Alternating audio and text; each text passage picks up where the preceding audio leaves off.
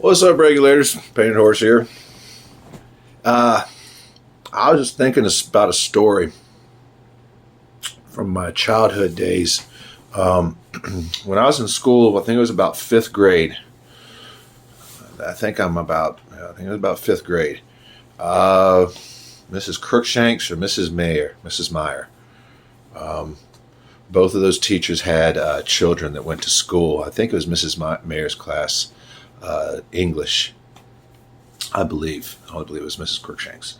Anyhow, the people that went to school with me at Falling Creek Elementary, Falling Creek Junior High, and Meadowbrook, they probably know the teachers I'm referring to. Anyhow, in one of the particular classes one day, the teacher, she put forth a question. It was a Friday. She allowed us to take time over the weekend to think about it, come back Monday with an answer.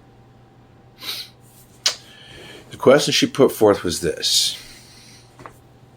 Hypothetical. The planet is attacked by outside alien force.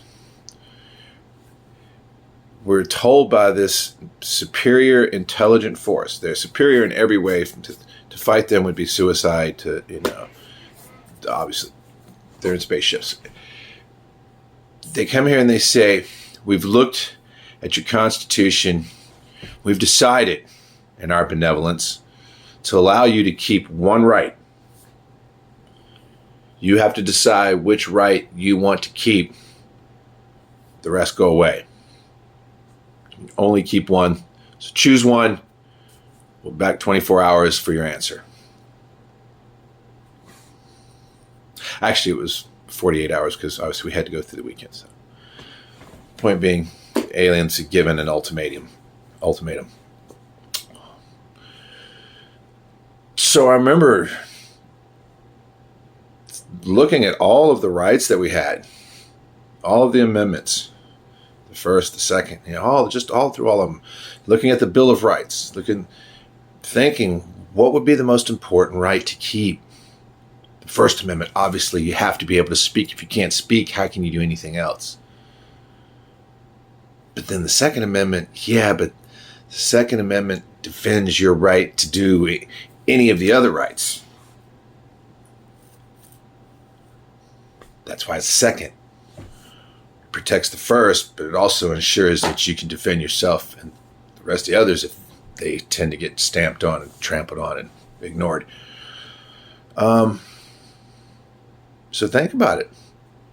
Which right of all of them which one do you want to keep? The rest go away, so you can only keep one. So all of us students diligently went home, and I'm sure many of us thought long and hard, talked to our parents and thought about it and came back Monday and sat down in class, and she started asking everyone, okay, go ahead, tell me what your answers are. And the first student stated theirs, I believe this because of this. And it went on down, and before it ever got to me, all of us were humbled by a young lady, not a boy, ladies, a young lady.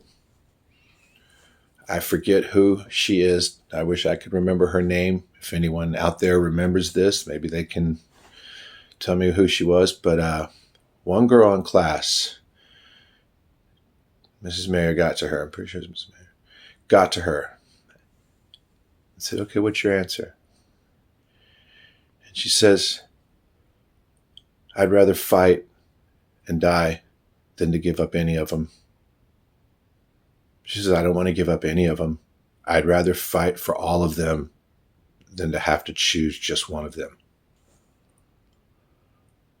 And the room was stunned to silence because every one of us realized in that moment that was the right answer.